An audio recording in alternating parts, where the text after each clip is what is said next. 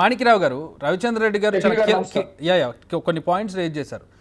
Police శాఖ ప్రస్తుతం election commission కింద ఉంటుంది, దానికి ప్రభుత్వానికి సంబంధం ఉండదు ప్రస్తుతం. సో ఎలా వైసీపీ జయించిందని మీరు అంటారు అనేది ఒకటి. రెండోది, అసలు ఎవరో దుర్గారావుని అరెస్ట్ చేస్తే మీ పార్టీ వాళ్ళు అండర్ గ్రౌండ్లోకి వెళ్లాల్సిన అవసరం ఏంటి, వాళ్ళకి ఇన్ఫర్మేషన్ ఎట్లా వెళ్ళింది? ఈ రెండు ప్రశ్నలు. నమస్కారం అండి, మీకు రవిచంద్ర గారికి, వీక్షకులందరికీ. మేము కూడా అదే అడుగుతా ఉన్నాం. రాయి దాడి జరిగిందని చెప్పేసి జగన్మోహన్ రెడ్డి నుదుటి మీద ఒక గీత గీసుకున్నాడు.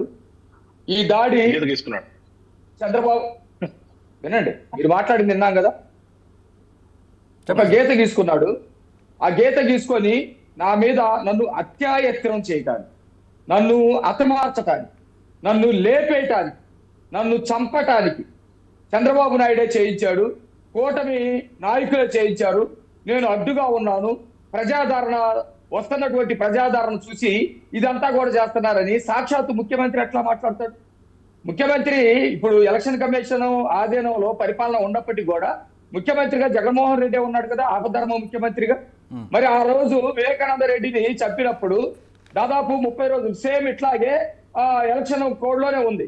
దాన్ని అధికారం వచ్చిన తర్వాత కూడా తేల్చకుండా వివేకానంద రెడ్డిని చంపింది చంద్రబాబు నాయుడు గారు అని చెప్పేసి ఆ రోజు తాత్కాలిక అక్షరాలతో రాశారు కదా.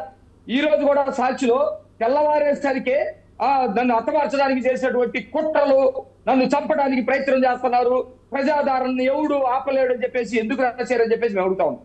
ఇప్పుడు రవిచంద్ర గారు మాట్లాడిన దాంట్లో వచ్చి నేను కూడా అడుగుతా ఉన్నా, ఇన్వెస్టిగేషన్ సంస్థలో లేకపోతే పోలీసులో చెప్పకముందే ఈ విషయాలన్నీ ఎందుకు మాట్లాడారు?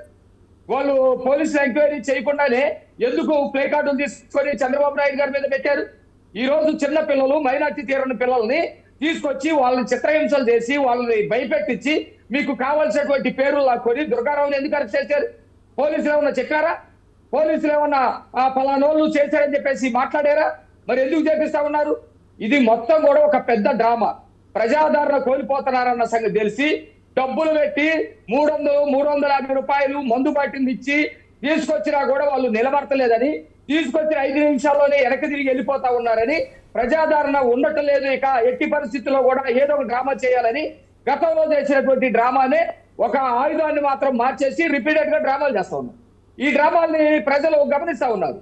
ప్రతిసారి సానుభూతితోటి గెలవాలనుకుంటే ఎట్లా? సార్ మాణిక్యరావు గారు, విజువల్ కనపడుతోంది, రాయి వచ్చింది, రాయి తగిలింది, వాళ్ళిద్దరికి దెబ్బ తగిలిన విజువల్ కూడా కనపడుతోంది. మీరు ఇంకా దాన్ని ఆయన గీత గీసుకున్నారని చెప్తున్నారు.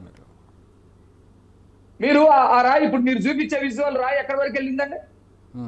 ఒకటి. రెండోది, రాయి తగిలిన తర్వాత ఒక మనిషి ఒక రాయి దూరం నుంచి వేస్తే రాయి తగిలిన తర్వాత ఇంకొక మనిషికి తగిలిందా? ఇంకొక మనిషి కూడా గాయం చేసి మళ్ళీ కాలుకి దెబ్బ తగిలిందా? ఓకే, ఇవన్నీ కూడా అనుకుందాం.